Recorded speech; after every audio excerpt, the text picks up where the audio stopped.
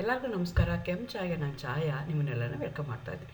ನಾನು ಒಂದು ಕಾಲೇಜಲ್ಲಿ ಕೆಮಿಸ್ಟ್ರಿ ಪ್ರೊಫೆಸರಾಗಿ ವರ್ಕ್ ಮಾಡ್ತಾ ಇದ್ದೀನಿ. ನನ್ನ ಇಂಟೆನ್ಷನ್ ಏನು ಈ ಚಾನೆಲ್ನ ಸ್ಟಾರ್ಟ್ ಮಾಡೋದಕ್ಕೆ ಅಂದರೆ ಸಾಧ್ಯ ಆದಷ್ಟು ಕೆಮಿಸ್ಟ್ರಿ ರಿಲೇಟೆಡ್ ಟಾಪಿಕ್ನ ಸಿಂಪಲಾಗಿ ಕನ್ನಡದ ಹೇಳುವಂಥ ಪ್ರಯತ್ನ ಮಾಡ್ತಿದ್ದೀನಿ.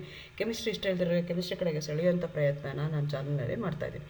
ಪರ್ಟಿಕ್ಯುಲರ್ಲಿ ಕನ್ನಡ ಮೀಡಿಯಂ ಹುಡುಗರಿಗೆ, ರೂರಲ್ ಹುಡುಗರಿಗೆ ಹೆಲ್ಪ್ ಆಗಲಿ ಅಂತ ಕೆಮಿಸ್ಟ್ರಿನ ಕನ್ನಡದ ಹೇಳುವಂಥ ಪ್ರಯತ್ನ ಮಾಡ್ತಾ ಇದ್ದೀನಿ. ನೀವೇನಾದರೂ ರಾಣಿ ಚೆನ್ನಮ್ಮ ಯೂನಿವರ್ಸಿಟಿನಲ್ಲಿ ಓದ್ತಾ ಇದ್ದೀರಾ. ಈಗ SCP ಬಂದಿದೆ, ಸ್ಟೇಟ್ ಎಜುಕೇಷನ್ ಪಾಲಿಸಿ ಪ್ರಕಾರ 3 ಸಬ್ಜೆಕ್ಟು ಕಂಪಲ್ಸರಿ ಮೇಜರ್ ಸಬ್ಜೆಕ್ಟಾಗಿ ನೀವು ಓದಬೇಕು ಅಂತ ಬಂದಿದೆ. ಸೊ ಅದರದ್ದು ಲೇಔಟ್ ಏನಿದೆ, ಅದರದ್ದು ಕೋರ್ಸ್ ಸ್ಟ್ರಕ್ಚರ್ ಏನಿದೆ, ಅದನ್ನು ಇವತ್ತು ಡೀಟೇಲಾಗಿ ಡಿಸ್ಕಸ್ ಮಾಡೋಣ ಅಂತ ಅಂದ್ಕೊಳ್ತಾ ಇದ್ದೀನಿ.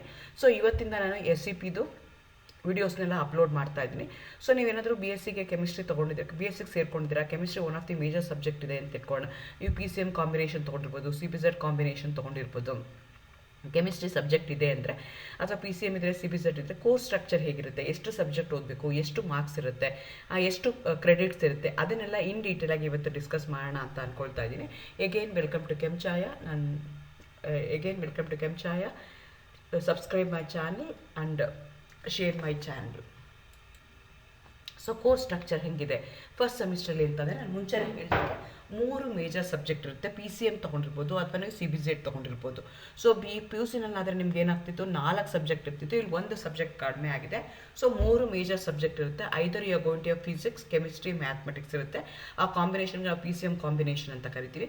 ಅಥವಾ ನಿಮಗೆ CBZ ಅಂತ ಹೇಳ್ತೀವಿ, ಕೆಮಿಸ್ಟ್ರಿ, ಬಾಟ್ನಿ, ಝುವಾಲಜಿ ಇರುತ್ತೆ. ಅದಲ್ದಲೇ PMCS ಅಂತ ಇನ್ನೊಂದು ಕಾಂಬಿನೇಷನ್ ಬರುತ್ತೆ. ಫಿಸಿಕ್ಸು, ಮ್ಯಾಥ್ಸು, ಕಂಪ್ಯೂಟರ್ ಸೈನ್ಸ್ ಇರುತ್ತೆ. ಇಲ್ಲ ಅಂದರೆ CZBT, CBBT ಅಂತ ಇರುತ್ತೆ. ಬಯೋಟೆಕ್ನಾಲಜಿ ಕಾಂಬಿನೇಷನ್ಗಳಿದ್ರೆ ಆ ಥರ ಕಾಂಬಿನೇಷನ್ಸ್ ಇರುತ್ತೆ. ಬಟ್ ಯಾವ ಥರ ಆಗಲಿ ನಿಮಗೆ 3 ಮೇಜರ್ ಸಬ್ಜೆಕ್ಟ್ಸು ಇದ್ದೇ ಇರುತ್ತೆ. 3 ಮೇಜರ್ಗೂ ಪ್ರಾಕ್ಟಿಕಲ್ಸು ಇದ್ದೇ ಇರುತ್ತೆ. ಸೊ ಆ ಮೇಜರ್ಗೆ ಏನಿರುತ್ತೆ ಅಂತಂದರೆ ಟೀಚಿಂಗ್ ಅವರ್ಸ್. ಫಾರ್ ಎಕ್ಸಾಂಪಲ್ ಇವಾಗ PCM ತೊಗೊಂಡಿದ್ದೀರಾ ಅಂತ ತಿಳ್ಕೊಳ್ಳ, ಫಿಸಿಕ್ಸ್ ಇದೆ, ಕೆಮಿಸ್ಟ್ರಿ ಇದೆ, ಮ್ಯಾಥ್ಸ್ ಇದೆ.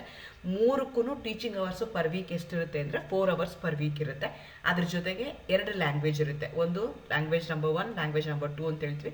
English is A compulsory language. English ಜೊತೆಗೆ ನಿಮ್ಮದು ಲೋಕಲ್ ಲ್ಯಾಂಗ್ವೇಜ್ ಯಾವ್ದು ತೊಗೊಂಡಿರ್ತೀರ, ಕನ್ನಡ ತೊಗೊಂಡಿರ್ಬೋದು, ಹಿಂದಿ ತೊಗೊಂಡಿರ್ಬೋದು, ಉರ್ದು ತೊಗೊಂಡಿರ್ಬೋದು, ಮರಾಠಿ, ಯಾವುದಿರುತ್ತೋ ಆ ಲ್ಯಾಂಗ್ವೇಜು ಇರುತ್ತೆ ನಿಮಗೆ. ಅದಲ್ದಲೇ ಇನ್ನೊಂದು ಕಂಪಲ್ಸರಿ ಸಬ್ಜೆಕ್ಟ್ ಅಂತ ಕರಿತೀವಿ, ಓಪನ್ ಎಲೆಕ್ಟಿವ್ ಅಂತ ಕರಿತಿದ್ರು ಇಷ್ಟು ದಿವಸ.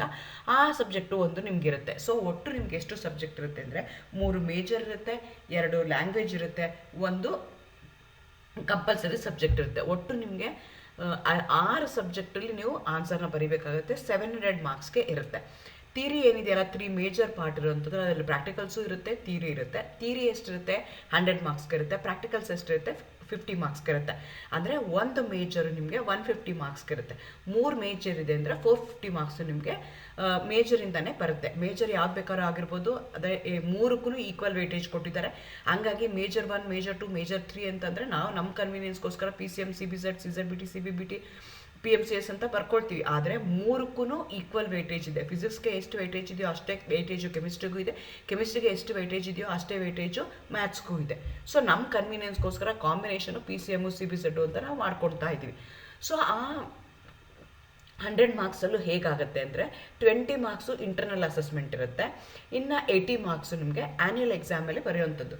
ಸೊ ಈ ಮಾರ್ಕ್ಸ್ಗೆ ನಾವು ಸಮ್ಮಟಿವ್ ಎವ್ಯಾಲ್ಯೂಯೇಷನ್ ಆ್ಯಂಡ್ ಸಮ್ಮಟಿವ್ ಅಂತಂದರೆ ಎಕ್ಸಾಮ್ ಎಂಡಲ್ಲಿ ಬರುವಂಥದ್ದು. ಅದೇ ಥರ ಏನಾಗುತ್ತೆ, ಎವ್ರಿ ಡೇ ಮಾಡೋವಂಥದ್ದು ಕ್ಯುಮುಲೇಟಿವ್ ಮಾಡ್ಕೊಳ್ತಾ ಹೋಗ್ತೀವಿ. ಅದಕ್ಕೆ IA ಅಂತ ಹೇಳ್ತಾರೆ. 20 ಮಾರ್ಕ್ಸು IA ಮಾರ್ಕ್ಸ್ ಇರುತ್ತೆ, ಇಂಟರ್ನಲ್ ಅಸೆಸ್ಮೆಂಟ್ ಮಾರ್ಕ್ಸ್ ಇರುತ್ತೆ. ಈ 80 ಮಾರ್ಕ್ಸು ನಿಮಗೆ ಎಕ್ಸಾಮ್ಗೆ ಇರುತ್ತೆ. ಆ 20 ಮಾರ್ಕ್ಸಲ್ಲೂ ಹೇಗೆ ಅಂತಂದರೆ ಅಟೆಂಡೆನ್ಸ್ಗೆ ನಾವು ಮಾರ್ಕ್ಸ್ ಕೊಡಬೇಕು. ನೀವು ಸೆಮಿನಾರ್ ಅಟೆಂಡ್ ಆಗ್ತಾ ಇರೋವಂಥದ್ದು ಅಥವಾ ಪ್ರಾಕ್ಟಿಕಲ್ಸ್ ಏನು ಮಾಡ್ತಾ ಇದ್ದೀರಾ, ರೆಗ್ಯುಲರಾಗಿ ಬಂದಿದ್ದೀರಾ, ಟೆಸ್ಟ್ಗಳು ಮಾಡ್ತೀವಿ, ಇಂಟರ್ನಲ್ ಟೆಸ್ಟ್ ಮಾಡ್ತೀವಿ, ಅದರಲ್ಲಿ ಎಷ್ಟು ಮಾರ್ಕ್ಸ್ ಬಂದಿದೆ ಅದನ್ನೆಲ್ಲ ಕನ್ಸಾಲ್ಟೇಟರ್ ಆಗಿ ನಿಮಗೆ IA ಮಾರ್ಕ್ಸನ್ನು ನಾವು ಕೊಡುವಂಥದ್ದು. ಅದೇ ಥರ ಪ್ರಾಕ್ಟಿಕಲ್ಸಿಗೆ ಬಂದರೆ 10 ಮಾರ್ಕು IAಗಿರುತ್ತೆ. ಇನ್ನು 40 ಮಾರ್ಕ್ಸು ನೀವು ಪರ್ಫಾರ್ಮ್ ಮಾಡಬೇಕಾಗುತ್ತೆ. ಸೊ 150 ಮಾರ್ಕ್ಸಲ್ಲಿ ನಿಮಗೆ 30 ಮಾರ್ಕ್ಸು ಇಂಟರ್ನಲ್ ಅಸೆಸ್ಮೆಂಟ್ ಇರುತ್ತೆ. ಇನ್ನು 120 ಮಾರ್ಕ್ಸು ನಿಮ್ಗೆ ಏನು ಮಾಡ್ತೀರಾ, ನೀವು ಬರೀಬೇಕಾಗತ್ತೆ, ಎಕ್ಸಾಮ್ನ ತೊಗೋಬೇಕಾಗುತ್ತೆ. ಐದರ್ ಥಿಯರಿ ಆಗಿರ್ಬೋದು, ಪ್ರಾಕ್ಟಿಕಲ್ಸ್ ಆಗಿರ್ಬೋದು. ಒಂದು ಏನಿರುತ್ತಲ್ಲ, ಆಲ್ ದಿ 3 ಮೇಜರ್ಗೂ ಇದೇ ಇದೆ. ಆಲ್ 3 ಮೇಜರ್ಸ್ಗೂ ಎಷ್ಟು ಮಾರ್ಕ್ಸ್ಗಿದೆ, ಥಿಯರಿ 100 ಮಾರ್ಕ್ಸ್ ಇದೆ, ಪ್ರಾಕ್ಟಿಕಲ್ಸು 50 ಮಾರ್ಕ್ಸ್ ಇದೆ. 3 ಮೇಜರ್ಗೂ ಇಂಟರ್ನಲ್ ಅಸೆಸ್ಮೆಂಟ್ ಮಾರ್ಕ್ಸ್ ಎಷ್ಟಿದೆ, 20 + 80 ಇದೆ ಥಿಯರಿಗಾದ್ರೆ. ಪ್ರಾಕ್ಟಿಕಲ್ಸ್ಗಾದ್ರೆ 10 + 40 ಇದೆ. ಸೊ ಕ್ರೆಡಿಟ್ಗೆ ತೊಗೊಂಡ್ರೆ ಥಿಯರಿ ಏನಾದರೂ ನೀವು ಪರೀಕ್ಷೆ ಪಾಸ್ ಆದ್ರಿ ಅಂದರೆ 3 ಕ್ರೆಡಿಟ್ ಬರುತ್ತೆ. ಅದೇ ಥರ ಪ್ರಾಕ್ಟಿಕಲ್ಸ್ ಏನಾದರೂ ನೀವು ಪಾಸ್ ಆದ್ರಿ ಅಂದರೆ 2 ಕ್ರೆಡಿಟ್ ಬರುತ್ತೆ. ಅದೇ ಥರ ಎಲ್ಲ 3 ಮೇಜರ್ಗೂ ನಿಮ್ಗೆ ಹಾಗೆ ಆಗುತ್ತೆ. ಲ್ಯಾಂಗ್ವೇಜ್ಗೆ ತೊಗೊಂಡ್ರೆ 80 + 20 ಇರುತ್ತೆ, 100 ಮಾರ್ಕ್ಸ್ಗೆ ಇರುತ್ತೆ, ಅಲ್ಲಿ ಪ್ರಾಕ್ಟಿಕಲ್ಸ್ ಇರುತ್ತಿಲ್ಲ. ಸೊ ಕ್ರೆಡಿಟ್ ಎಷ್ಟು ಹೇಳ್ತಾ ಇದ್ದಾರೆ ಅಂದರೆ 4 ಕ್ರೆಡಿಟ್ಸ್ನ ಇಟ್ಟಿದ್ದಾರೆ ಅಲ್ಲಿ. ನೆಕ್ಸ್ಟ್ ಅದೇ ಥರ ಲ್ಯಾಂಗ್ವೇಜ್ 2ಗೂ 4 ಕ್ರೆಡಿಟ್ಸ್ನ ಇರ್ತಾರೆ, 80 + 20 ಹೇಳ್ತಾ ಇದ್ದಾರೆ. 80 ನೀವು ಬರೀಬೇಕಾಗಿರೋದು ಫಾರ್ಮಟಿವ್ ಅಂಡ್ ಸಮಟಿವ್ ಅಂತ ಹೇಳ್ತೀವಿ. ಫಾರ್ಮಟಿವ್ ಅಂತಂದರೆ ಇಂಟರ್ನಲ್ ಅಸೆಸ್ಮೆಂಟ್ಗೆ ಫಾರ್ಮಟಿವ್ ಅಂತ ಹೇಳ್ತೀವಿ. ಸಮಟಿವ್ ಅಂತಂದರೆ ಸಮ್ ಎಂಡಲ್ಲಿ ನೀವು ಎಕ್ಸಾಮ್ ಬರೆಯುವಂಥದ್ದು. 2 ಥಿಯರಿ ಇದಕ್ಕೂ ಲ್ಯಾಂಗ್ವೇಜ್ಗೂ 80 + 20 ಇದೆ, ಬಟ್ ಕ್ರೆಡಿಟ್ ಮಾತ್ರ 4 ಇದೆ. ನಮಗೆ ಥಿಯರಿಗೆ ಏನು ಮೇಜರ್ ಸಬ್ಜೆಕ್ಟ್ನ ತೊಗೊಂಡಿದ್ದೆಲ್ಲ ಕ್ರೆಡಿಟ್ 3 ಇದೆ, ಆದರೆ ಲ್ಯಾಂಗ್ವೇಜ್ಗಳಿಗೆ ಕ್ರೆಡಿಟ್ 4 ಇದೆ. ಅದೇ ಥರ ಕಂಪಲ್ಸರಿ ಒಂದು ಸಬ್ಜೆಕ್ಟ್ ತೊಗೊಳ್ತೀವಿ ಅಂತ ಹೇಳಿದೆ, ಅದು 50 ಮಾರ್ಕ್ಸ್ಗೆ ಇರುತ್ತೆ. ಅಗೇನ್ 10 ಮಾರ್ಕ್ಸು ಇಂಟರ್ನಲ್ ಅಸೆಸ್ಮೆಂಟ್ ಇರುತ್ತೆ, ಇನ್ನು 40 ಮಾರ್ಕ್ಸು ನೀವು ಎಕ್ಸಾಮ್ನ ಬರೀಬೇಕಾಗತ್ತೆ. ಎಕ್ಸಾಮ್ ಕ್ವಶನ್ ಪೇಪರ್ ಕೊಡ್ತಾರೆ, ಅದಕ್ಕೆ 2 ಅವರ್ಸ್ ಇರುತ್ತೆ ಎಕ್ಸಾಮಿನೇಷನ್. ಸೊ ಈ ರೀತಿಯಾಗಿ ನಿಮಗೆ 140 ಮಾರ್ಕ್ಸು ಎಲ್ಲಾನು ನಿಂದರೆ, ಈಗ ಫಸ್ಟ್ ಸೆಮಿಸ್ಟ್ರಲ್ಲಿ ನೀವು ಯಾವುದೋ ಒಂದು ಸೈನ್ಸ್ ಸಬ್ಜೆಕ್ಟ್ ತೊಗೊಂಡಿದ್ದೀರಾ, BSc ತೊಗೊಂಡಿದ್ದೀರಾ ಅಂತಂದರೆ 140 ಮಾರ್ಕ್ಸು ಇಂಟರ್ನಲ್ ಅಸೆಸ್ಮೆಂಟ್ ಇರುತ್ತೆ. ಅದೇ ಥರ 560 ಮಾರ್ಕ್ಸ್ಗೆ ನಿಮಗೆ ಸಮಟಿವ್ ಎಕ್ಸಾಮಿನೇಷನ್ನ ಬರೀತೀರಾ. 700 ಮಾರ್ಕ್ಸ್ಗೆ ನೀವು ಫೈನಲ್ ಎಕ್ಸಾಮಲ್ಲಿ ನಿಮ್ಮದು ಮಾರ್ಕ್ಸ್ ಕಾರ್ಡಲ್ಲಿ ಬರುತ್ತೆ. ಮಾರ್ಕ್ಸ್ ಕಾರ್ಡಲ್ಲಿ ಬರುವಂಥದ್ದು 700 ಮಾರ್ಕ್ಸು. ಕ್ರೆಡಿಟ್ಸ್ ಎಷ್ಟಿರುತ್ತೆ ಅಂದರೆ 25 ಕ್ರೆಡಿಟ್ಸ್ ಇರುತ್ತೆ. ಸೊ ನಿಮಗೆ ಕ್ರೆಡಿಟ್ಸ್ ಯಾವ ಬೇಸಿಸ್ ಮೇಲೆ ಕೊಡ್ತಾರೆ ಅಂದರೆ ವೆದರ್ ಯು ಪಾಸ್ ಆದ್ರಾ ಫೇಲ್ ಆದ್ರಾ ಆ ಬೇಸಿಸ್ ಮೇಲೆ ಅಷ್ಟೇ ಕ್ರೆಡಿಟ್ನ ಕೊಡ್ತಾರೆ. ಪಾಸ್ ಆದ್ರಿ ಅಂತಂದರೆ ತೀರ್ನಲ್ಲಿ ಪಾಸ್ ಆದ್ರಿ ಅಂದರೆ 3 ಕ್ರೆಡಿಟ್ ಬರುತ್ತೆ. ಸೊ ಅಲ್ಲಿ ಮಾರ್ಕ್ಸು ಪರ್ಸೆಂಟೇಜು ಅದು ಯಾವುದೂ ನಮಗೆ ಇಂಪಾರ್ಟೆಂಟ್ ಆಗಲ್ಲ, ಕ್ರೆಡಿಟ್ಸ್ ಅಷ್ಟೇ ನಮಗೆ ಇಂಪಾರ್ಟೆಂಟ್ ಆಗುತ್ತೆ. ಸೊ ಈ ರೀತಿಯಾಗಿ ಫಸ್ಟ್ ಸೆಮ್ಮಲ್ಲಿ ನೀವು BScನಲ್ಲಿ ಏನಾದರೂ ಯಾವುದೇ ಕಾಲೇಜಲ್ಲಿ ಆಗಿರ್ಬೋದು, which comes under Rani Chennamma university. So this a pattern, this a course structure you are going to have. ಅದೇ ಥರ ಸೆಕೆಂಡ್ ಸೆಮಿಸ್ಟ್ರಲ್ಲೂ ನಿಮ್ಗೆ ಇದೇ ಥರ ಇರುತ್ತೆ. ಸೊ ನಿಮಗೆ ಫಸ್ಟ್ ಸೆಮಿಸ್ಟ್ರಲ್ಲಿ ಏನಿರುತ್ತಲ್ಲ ಅದೇನೇ ನಿಮಗೆ ಸೆಕೆಂಡ್ ಸೆಮಿಸ್ಟ್ರಲ್ಲೂ ಕ್ಯಾರಿ ಆಗುತ್ತೆ, ಥರ್ಡ್ ಸೆಮಿಸ್ಟ್ರಲ್ಲೂ ಅದೇ ಕ್ಯಾರಿ ಆಗುತ್ತೆ, ಫೋರ್ತ್ ಸೆಮಿಸ್ಟ್ರಿಗೂ ಅದೇ ಕ್ಯಾರಿ ಆಗುತ್ತೆ. ಆದರೆ 5th ಮತ್ತು 6th ಇದರಲ್ಲಿ ಏನಾಗುತ್ತೆ ಅಂದರೆ ಲ್ಯಾಂಗ್ವೇಜ್ ಇರೋದಿಲ್ಲ ಅಲ್ಲಿ. ಆ ಲ್ಯಾಂಗ್ವೇಜ್ ಬದಲು ಏನು ಮಾಡ್ತೀರಾ ಅಂದರೆ ಏನು ಮೇಜರ್ ಸಬ್ಜೆಕ್ಟ್ ಏನಿರುತ್ತಲ್ಲ ಅದನ್ನು ನೀವು 2 ಪೇಪರ್ಗಳನ್ನ ಓದ್ತಾ ಹೋಗ್ತೀರಾ. ಅದು ನಮಗಿನ್ನ ಕ್ಲಿಯರಾಗಿ ಗೊತ್ತಿಲ್ಲ. ಅವರು ಇನ್ಸ್ಟ್ರಕ್ಷನ್ಸ್ ಕೊಟ್ಟ ಮೇಲೆ ನಾವು ನಿಮಗೆ ಹೇಳ್ತಾ ಹೋಗ್ತೀವಿ 2 ಮೇಜರು 1 ಮೈನರ್ ಆಗುತ್ತಾ, ಅದ್ರ ಬಗ್ಗೆ ನಮಗೇನು ಇನ್ನೂ ಐಡಿಯಾ ಇಲ್ಲ. ಸದ್ಯಕ್ಕೆ ಅವರು ಈಗ ಯೂನಿವರ್ಸಿಟಿ ಅವ್ರು ಏನು ಮಾಡಿದ್ದಾರೆ, 2 ಸೆಮ್ದಷ್ಟೇ ಕೋರ್ಸ್ ಸ್ಟ್ರಕ್ಚರ್ಸ್ ಇರ್ಬೋದು, ಸಿಲೆಬಸ್ ಇರ್ಬೋದು ಬಿಟ್ಟಿದ್ದಾರೆ. ಸೊ ಹಾಗಾಗಿ ನಾನು ಅದನ್ನು ಮಾತ್ರ ಇವತ್ತು ಡಿಸ್ಕಸ್ ಮಾಡೋಣ ಅಂತ ಅಂದ್ಕೊಳ್ತಾ ಇದ್ದೀನಿ. ಈಗ ನೀವು ಇನ್ನು ಫಸ್ಟ್ ಇಯರಲ್ಲೇ ಇದ್ದೀರಾ, ಫಸ್ಟ್ ಟೈಮ್ ನೀವು SEPನಲ್ಲಿ ಅಡ್ಮಿಷನ್ ಆಗಿದ್ದೀರಾ ಅಂದರೆ this the way you are going to get the credits, this is the way you are going to have the course structure. ನೆನಪಿರಬೇಕು, 3 major subject ಇರುತ್ತೆ, 2 ಲ್ಯಾಂಗ್ವೇಜ್ ಇರುತ್ತೆ, 1 ಕಂಪಲ್ಸರಿ ಇರುತ್ತೆ.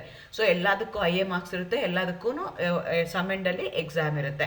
ಸೊ ಟೋಟಲ್ 700 ಮಾರ್ಕ್ಸ್ಗೆ ನೀವು ಅದನ್ನ ತಗೊಳ್ತೀರಾ. ಅದರಲ್ಲಿ 140 marks internal assessment ಇರುತ್ತೆ, 560 marks ನಿಮಗೆ ಎಕ್ಸಾಮಲ್ಲಿ ನೀವು ಬರೆಯೋದು ಇದೆ. ಸೊ ಈ ಥರ ಕನ್ಸಿಡರ್ ಮಾಡಿಕೊಂಡ್ರೆ ಈ ಫಸ್ಟ್ ಸೆಮಿಸ್ಟ್ರು ಸೆಕೆಂಡ್ ಸೆಮಿಸ್ಟ್ರು ಸೇರಿ ನಿಮಗೆ ಮಾರ್ಕ್ಸ್ ಕಾರ್ಡ್ ಇಂಡಿವಿಜುವಲ್ ಬಂದ್ರೂ ಇಯರ್ ವೈಸ್ನ ಕನ್ಸಿಡರ್ ಮಾಡಿಕೊಂಡ್ರೆ 280 ಮಾರ್ಕ್ಸು ನಿಮಗೆ ಇಂಟರ್ನಲ್ ಅಸೆಸ್ಮೆಂಟ್ ಇರುತ್ತೆ, 1120 ಮಾರ್ಕ್ಸ್ ನಿಮಗೆ ಎಕ್ಸಾಮ್ ಬರೀತೀರಾ. ಆಲ್ ಟುಗೆದರ್ ನೀವು 1400 ಮಾರ್ಕ್ಸ್ಗೆ ಫಸ್ಟ್ ಇಯರು ಮುಗಿಸ್ತೀರಾ. 50 ಕ್ರೆಡಿಟ್ಸ್ ನಿಮಗೆ ಫಸ್ಟ್ ಇಯರ್ ನೀವು ಎಲ್ಲ ಕ್ಲಿಯರ್ ಆದರೆ ಯಾವುದು ಬ್ಯಾಕ್ ಇಲ್ಲ ಅಂತಂದರೆ 50 ಕ್ರೆಡಿಟ್ ನಿಮಗೆ ಬಂದಿರುತ್ತೆ. ಸೊ ಎಗೇನ್ ನಿಮಗೆ ಡಿಗ್ರಿ ಸರ್ಟಿಫಿಕೇಟ್ ಕೊಡಬೇಕು ಅಂದ್ರೂ ಇಷ್ಟೆಲ್ಲ ಕ್ರೆಡಿಟ್ಸ್ ಇರಬೇಕು. This is a number of credit. As for us I know ಎಷ್ಟೋ ಕ್ರೆಡಿಟ್ಸ್ ಇರಬೇಕು, ಅಷ್ಟು ಕ್ರೆಡಿಟ್ಸ್ ಇದ್ದರೆ ಮಾತ್ರ ನಿಮಗೆ ಸರ್ಟಿಫಿಕೇಟ್ ಇಶ್ಯೂ ಆಗುತ್ತೆ, ಇಲ್ದರೆ ಇಶ್ಯೂ ಆಗಲ್ಲ. ಸೊ ಹಾಗಾಗಿ ನೀವು ಇದನ್ನೆಲ್ಲ ಕಂಪಲ್ಸರಿ ಇದನ್ನೆಲ್ಲ ನೀವು ಪಾಸ್ ಮಾಡ್ಕೊಳ್ಳೇಬೇಕಾಗತ್ತೆ. Thank you, all the best, good luck.